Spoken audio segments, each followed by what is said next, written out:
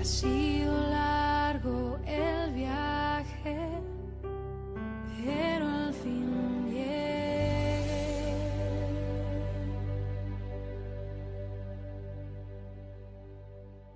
Muy largo este viaje que continúa, el viaje de nuestra vida no se detiene y a Dios gracias por la vida que nos da y por este viaje en el que ahora estamos juntos, no estamos solos, estamos acompañados, estamos en ADI, Ahorro Digital Inmobiliario, que no es otra cosa que la excusa divina perfecta de nuestro buen Dios para poder hacer dos cosas en nuestra vida: bendecirnos y hablarnos al corazón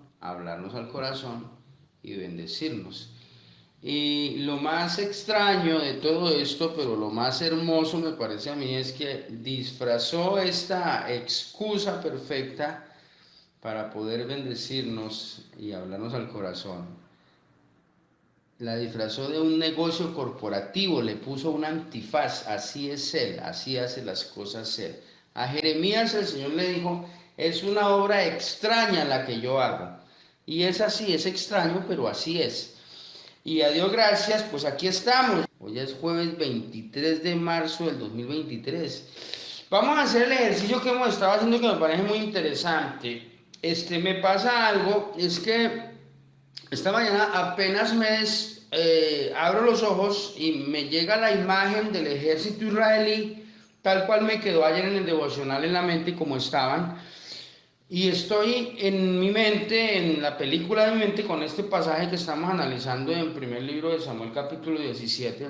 Quedo en mi mente en el campo de batalla y estoy al lado de David. Y me comienzan a llegar un montón de ideas a la cabeza que las voy a ir narrando a medida que vaya leyendo la Biblia. A mí me pasan cosas muy rarísimas, pero créanme, con toda la humildad y con todo el temor a Dios lo digo en esta mañana: son de Dios, yo sé que son de Dios. Entonces vamos a ir al primer libro de Samuel, capítulo 17, versículo 20. Vamos avanzando un poquito. Lo que pasa es que este pasaje es uno de los más largos de la Biblia, precisamente porque es uno de los más memorables e importantes para la historia del pueblo israelí y también para el apoyo de nuestra fe. Uy, este capítulo de la Biblia tiene 58 versículos. Sí, es uno de los más largos de la Biblia. Creo que si no es el más largo de la Biblia, porque el más largo de la Biblia es el Salmo 119, pues si no es el segundo, es el tercero, pero es uno de los más largos por la importancia que tiene. Por eso vamos a digerirlo así, por porciones. Primer libro de Samuel, capítulo 17, versículo número 20. Se levantó pues David de mañana. Ese muchacho madrugó. O sea, una de las cosas que hay que hacer importantísimas en nuestra vida es madrugar. Dice: se levantó pues David de mañana, y dejando las ovejas al cuidado de un guarda, se fue con su carga como Isaí le mandó. O sea, el papá. Y vamos a comenzar a ver en la Biblia de aquí en adelante que todo lo importante que Dios quiere hacer siempre se apoya en los padres, en los padres. A la persona que Dios utilizó para mandar a David al campo de batalla fue al papá, sin que el papá diera cuenta. Así es. Seguimos adelante. Y llegó al campamento cuando el ejército salía en orden de batalla y daba el grito de combate. Y se pusieron en orden de batalla Israel y los filisteos, ejército frente a ejército. Entonces David dejó su carga en mano del que guardaba el bagaje y corrió al ejército, y cuando llegó preguntó por sus hermanos si estaban bien. Mientras él hablaba con ellos, he aquí que aquel paladín se ponía en medio de los dos campamentos, que se llamaba Goliat, el filisteo de Gat. Salió entre las filas de los filisteos y habló las mismas palabras, las que le gritaba de mañana y de tarde todos los días, de lunes a lunes, durante esos 40 días. al ejército israelí. Decía, denme un hombre. Y yo me imagino que los ofendía diciéndole, o es que no hay un hombre entre ustedes que venga y me enfrente. Y no solamente así, sino añádale de ahí en adelante cosas que en la Biblia no están escritas, porque, pues, ¿para qué? Pero imagínese usted una persona experta en humillar diciendo cosas, gritando cosas. Imagínese usted qué no le diría Goliat al ejército israelí. Con ese ambiente tan tóxico y tan cargado fue el que se encontró David en medio del ejército por ir a preguntar por sus hermanos, que fue lo que lo mandó a hacer el papá, por ir a llevar unos quesos, unos panes y una harina. Eso está en los versículos anteriores. Seguimos adelante. Versículo 24. Estas palabras las oyó David, y en el versículo 24 dice, y todos los varones de Israel que veían a aquel hombre huían de su presencia y tenían gran temor. Versículo 25, y cada uno de los de Israel decía, ¿no habéis visto aquel hombre que ha salido? Él se adelanta para provocar a Israel. Al que le venciere, el rey le enriquecerá con grandes riquezas y le dará su hija y eximirá de tributos a la casa de su padre en Israel. Entonces habló David a los que estaban junto a él diciendo, ¿qué harán al hombre que venciere a este filisteo y quitare el oprobio de Israel? Porque ¿quién es este filisteo incircunciso para que provoque a los escuadrones del Dios viviente? Y el pueblo le respondió las mismas palabras diciendo, así se hará al hombre que le venciere. Y oyéndole hablar Eliab, su hermano mayor, versículo número 27, y el pueblo le respondió las mismas palabras diciendo, así se hará al hombre que le venciere. Versículo 28 dice, y oyéndole hablar Eliab, su hermano mayor, con aquellos hombres, se encendió en ira contra David y dijo, ¿para qué has descendido acá? ¿Y a quién has dejado aquellas pocas ovejas en el desierto? Yo conozco tu soberbia y la malicia de tu corazón, que para ver la batalla has venido. David le respondió, ¿qué he hecho yo ahora? ¿No es esto mero hablar? Y apartándose de él hacia otros, preguntó de igual manera, y le dio el pueblo las mismas respuestas de antes. Oiga esto, yo quiero que entendamos algo. David en este momento no tiene sino 17 años. ¿Cómo sé yo que tiene 17 años si el pasaje de la Biblia, este pasaje no lo ha dicho? Hay que leer otros pasajes de la Biblia que narran este mismo suceso desde otra perspectiva también, y que entran en detalle en la vida de lo que fue la vida del rey David desde el principio, desde sus inicios, en primer libro de Reyes y en primer libro de Crónicas más adelante. Y ahí quiero simplemente que me crean que él aquí tiene 17 años. Yo tengo la base documental bíblica para apoyar esta verdad que estoy emitiendo acá. Pero hay otro pasaje de la Biblia que nos muestra que no se le permitía al pueblo de Israel, a los varones del pueblo de Israel, enlistarse dentro del ejército israelí, sino a partir de los 20 años de edad. Oiga, y la cédula de ciudadanía no se entregaba sino a los 30. En ese tiempo era así. Les estoy dando información bíblica adicional para que podamos entrar en un contexto de entender por qué Eliab, el hermano mayor de David, lo está regañando y le está diciendo como vaya de para la casa. Le estoy diciendo, ¿usted qué vino a hacer acá? No, pues fue que mi papá me mandó a averiguar por ustedes, primero. Segundo, a traerle estos panes. Y tercero, estoy preguntando porque es que, o sea, ¿cómo es posible que lo esté tratando así este tipo y ustedes que están al frente del campo de batalla, que ya tienen la edad, que ya tienen las armas y que ya están facultados para enfrentarlo porque son los enemigos, no lo hagan? Pero no tenían la fe. El problema es que ellos no tenían la fe. David sí la tenía. ¿Y por qué no tenían la fe?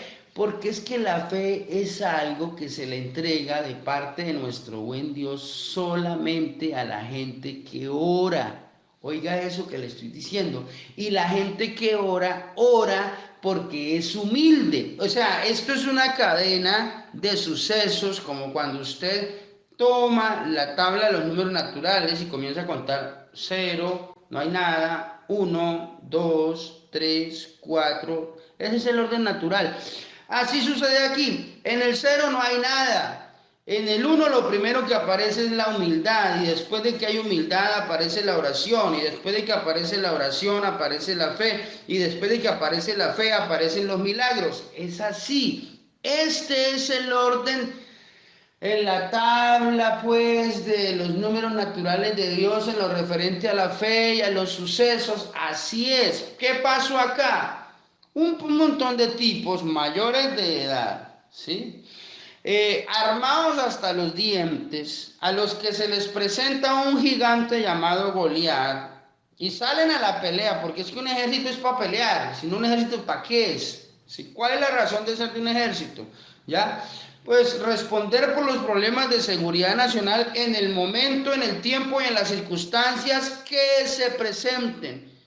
Aquí no hay horario. Y se les planta ese tipo Goliat y comienza a retarlos, y vio el otro ejército allá al frente, porque no van a darse en consejos, van a la guerra, van a pelear, y 40 días y no pelean, y nadie resulta con nada frente a esta realidad tan difícil, un tipo ahí humillándolos.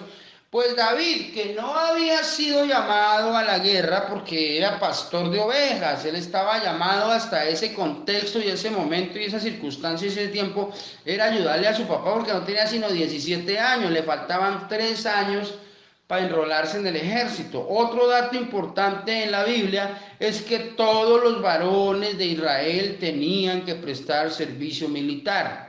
O sea, no le había, entre comillas, no le había llegado el tiempo a David frente a los requisitos humanos que se habían establecido en un orden divino para eso, pero ya le había llegado el tiempo a David en el orden divino, por cuanto los que ya tenían el tiempo no habían respondido al llamado de esta circunstancia, de esta responsabilidad que se llama Goliat, el filisteo de la ciudad de Gad en la nación filistea.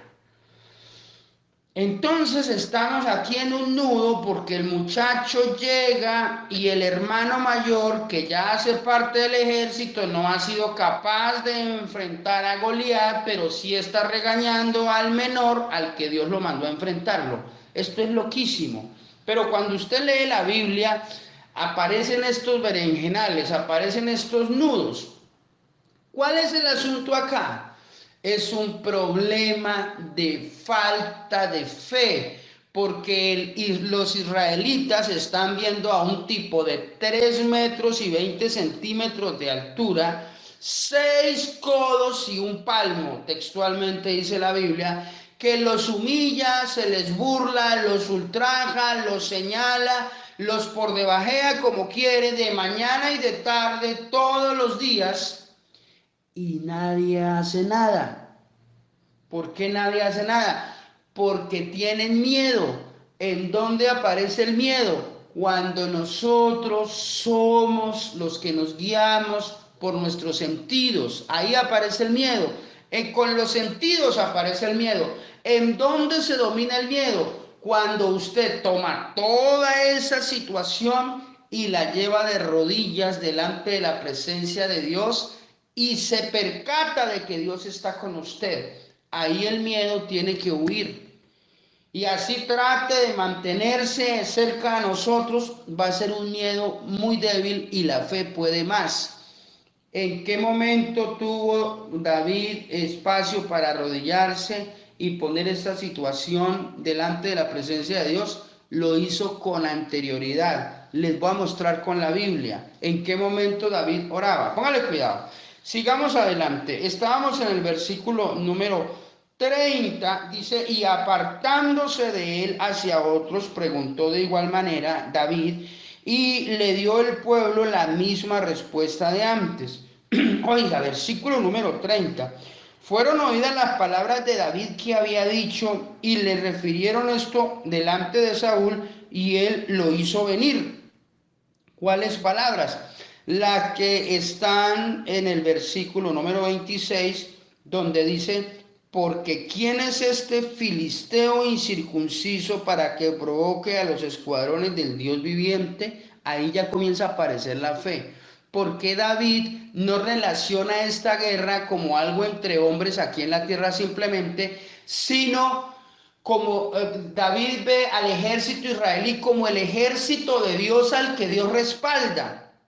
Entre ellos solo se miraban rostros, pero lo que David estaba era mirando a Dios respaldando al ejército, a esos muchachos ahí. Eso se llama fe.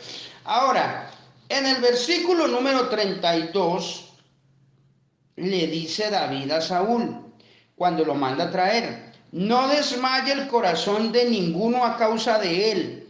Tu siervo, oiga esto es un asunto mío ya, esto ya es un asunto personal de David, que no es miembro del ejército israelí porque no ha sido entrenado para la guerra, pues eso se cree hasta acá, o eso creen todos, y porque no tiene la edad, solamente tiene 17 años. Los soldados podían enrolarse en el ejército israelí a partir de los 20 años.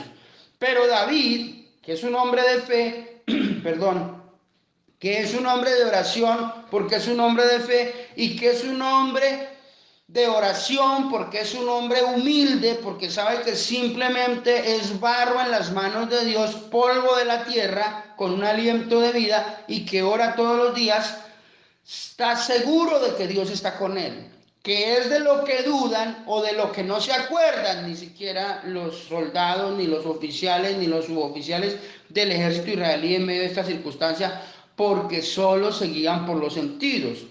Lo importante del asunto es que aparece un muchacho de la nada en un campo de batalla, sin la armadura, sin las armas, sin la protección, entre comillas, sin el entrenamiento, y le dice al rey, en un acto de fe, ¿cómo es que este filisteo incircunciso vino a provocar a los escuadrones del Dios viviente? Y después, cuando el rey lo manda a llamar porque escucha eso, esto es un asunto de fe ya, le parece interesante y le pregunta, de una vez, directo al grano como el dermatólogo, David le dice, no desmaye el corazón de ninguno a causa de él, tu siervo irá y peleará contra este filisteo.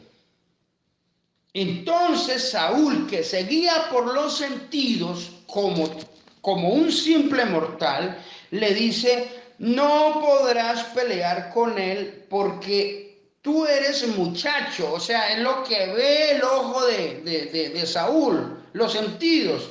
Usted tiene 17 años, usted es un muchacho, usted es un niño, y él un hombre de guerra desde su juventud, un tipo de 3 metros y 20 centímetros de altura, protegido hasta los dientes y armado hasta los ojos. O sea, ¿cómo, mijo? O sea, ni se le ocurra.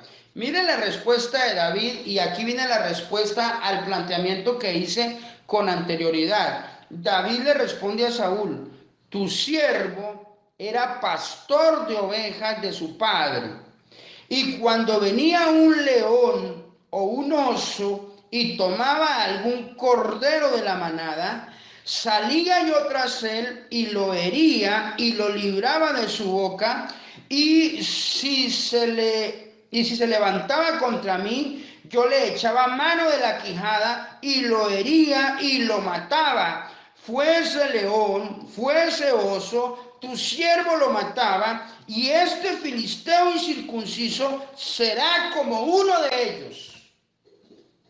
Pare de contar. Ahí, en esos 2, 3 versículos, está condensado un contexto que nos enseña que David no estaba solo pastoreando, y había comprobado ya por experiencia propia que no estaba solo cuidando las ovejas de su papá. Sus hermanos lo dejaban solo y lo menospreciaban, pero Dios siempre lo acompañó. Y David, en medio de los peligros de la noche pastoreando, sabía que estaban los lobos, sabía que estaban los leones, sabía que estaban las hienas, sabía que estaban los osos, y que aunque él no podía verlos, Dios sí podía verlos, y al comenzar la noche, David oraba para que Dios lo guardara. Ahí está, sencillo, es así. Él sabía que cuidando unas ovejitas en el campo, sus sentidos estaban limitados y que por eso él no podía guiarse por los sentidos para guardar y proteger las ovejas que su papá le había... Esto me toca muchísimo. Que su papá le había entregado en su mano y él tenía que responderle a su papá por las ovejas. Y yo me imagino a David orando todas las noches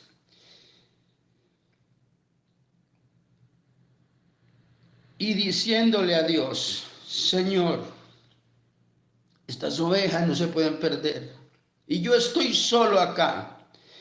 Pero yo te pido, Señor, que por favor me ayudes esta noche, guárdalas. Y él hacía, David seguramente que hacía lo que humanamente tenía que hacer, que era prender una hoguera. Tal vez tenía que prender varias hogueras y él sabía que no podía quedarse dormido. Pero mientras estaba despierto, oraba y oraba y oraba y le decía: Señor, por favor. Y Dios lo fue entrenando en la oración. Tal vez la primera noche no pasó nada, pero a medida que él iba orando, entendió lo que era la relación con el Espíritu Santo de Dios y cómo Dios le alertaba de un peligro. Y tal vez la primera noche Dios le permite que llegue por ahí una hiena o un animal pequeño, y lo fue entrenando en la oración y en su acción después de la oración, cómo enfrentar todos estos peligros, hasta el punto donde Dios permite que él un día pueda enfrentarse con un oso y con un león, solamente para que hoy pueda enfrentar a Goliat. Es así, ese es el entrenamiento de Dios. Pero en el entrenamiento de Dios siempre está la oración presente. Esto es un asunto de fe. Adi es un asunto de fe. Su accionar dentro de Adi y dentro de su familia y en todos los contextos en que Dios le ubique de aquí en adelante es un asunto de fe. Tome toda la información de los sentidos y llévela en oración a la presencia de Dios, y no habrá nada imposible para usted. Es así de sencillo. David lo experimentó, y cuando Saúl viene y le dice: venga, pues que usted es un muchachito, ¿cómo es que usted va a enfrentar a ese hombre que ya está adulto y él ha peleado toda la vida y usted, mi hijo, no ha peleado todavía? Ahí es donde Saúl se equivoca, y David puede decirle: no, señor, se equivoca, rey. Aquí donde me ve, yo ya he enfrentado osos y leones, básicamente porque yo he sido el pastor de las ovejas de mi papá, y lo que no le dijo era que había orado con anticipación. El tipo estaba más armado, lo que pasa es que las armas de él no se veían físicamente y el respaldo no se veía físicamente, pero David estaba completamente convencido que Dios estaba con él. Por eso fue que Dios lo llevó al campo de batalla con la excusa de unos panes, de unos quesos y de una harina, y de averiguar por los hermanos. Pero realmente quien lo llevó al campo de batalla fue Dios, porque Dios sabía que David estaba listo. Y entonces en este momento David está dispuesto a demostrarle al ejército israelí lo que hace la fe y el respaldo de Dios cuando se ora. Pero esta historia continuará. Entonces vamos a dejar hasta aquí y vamos a orar, y mañana seguimos adelante. Igual ustedes tienen la Biblia y pueden seguir leyendo, pero la reflexión la continuamos mañana por cuestión de tiempo. Cerremos nuestros ojos y vamos a orar. Señor, gracias por ser tan bueno con nosotros. Gracias por esta historia, estas historias de la Biblia, pero particularmente por esta historia que es tan inspiradora, Señor. ¿Cómo es posible que después de tantas generaciones y tanto tiempo que ha pasado después de la muerte de David, Esta historia hace que David, a través de David, tú puedas avivar nuestra fe y puedas enseñarnos principios de vida aplicables hoy, en pleno siglo XXI, a la vida de cada uno de nosotros, Señor. Oh Dios, gracias por hablarnos al corazón y decirnos que no podemos caer en el vacío que cayó el ejército israelí, de dejarse guiar por lo que le dicen los sentidos. Con temor y todo, Señor, esta información tenemos que llevarla con el miedo que oraba David cuando llegaba la noche y no sabía qué peligros podía enfrentar, porque sabía que en ese momento sus sentidos estaban muy limitados, pero allí oraba a ti y tú siempre le respondiste y lo entrenaste para los avatares de la vida, a que fuera más que vencedor. Oh Dios, eso es lo que queremos que nos enseñes a nosotros también. Y aquí estamos para eso. Nos entregamos en tus manos en esta mañana, Dios de los cielos, y declaramos en bendición y en victoria este jueves 23 de marzo en nuestras vidas, Señor. Dirígenos hoy en tu perfecta voluntad. Haz con nosotros lo que tú quieras hacer, Padre. Dios, haz tu obra, Padre, porque tú haces milagros. No podemos esperar menos de ti, Señor. Eres el Dios todopoderoso que hizo los cielos y la tierra, y tú puedes sanar una enfermedad, como se llame. No importa que sea cáncer, no importa que sea Guillain-Barré, no importa que sea diabetes, no importa cómo se llame esa enfermedad. Aquí lo que importa es que el Señor Jesucristo, el Rey de Reyes y el Señor de Señores, está con nosotros. Nos entregamos a ti, nos cubrimos con esa sangre preciosa y nos declaramos en bendición y en victoria para la gloria y la honra de tu nombre. En el nombre glorioso de Cristo Jesús, Señor nuestro. Amén, amén, amén. Dios les bendiga. Les espero mañana a las 5 de la mañana. Chao, chao. Dios les bendiga. Me dice que me ama cuando escucho llover. Me dice que me ama con un atardecer.